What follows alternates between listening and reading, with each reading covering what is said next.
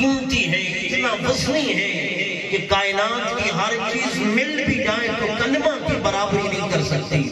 یہ آپ نے حدیث سنی، اب اس کی تشریح میں اور اس کی وضاحت میں سلطان باہو علیہ رحمت کا آپ ایک بیت سنیں۔ آپ فرماتے ہیں اور دوانا دل دی کاری، کلمہ دل دی کاری ہو، کلمہ دور زنگار کرندہ، کلمہ میں اتاری ہو، کلمہ ہیرے لال جواہر ہٹ پساری ہو، اتھے اتھے دوئیں جہانی کلمہ دولت ساری ہو۔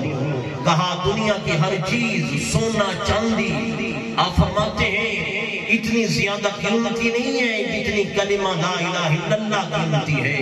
اتھے اتھے دوئیں جہانی کلمہ دولت ساری ہو۔ کہ اگر دنیا اور آخرت کی سب سے بڑی دولت دیکھنا چاہتے ہو تو وہ کیا ہے؟ وہ لا الہ الا اللہ محمد الرسول اللہ ہے۔ آقا و جہاں سبحان اللہ، نعرہ تکبیر، نعرہ رسالت، نعرہ تحقیق، نعرہ حیدری، نعرہ غوثیہ، علماء حق اہل سنت۔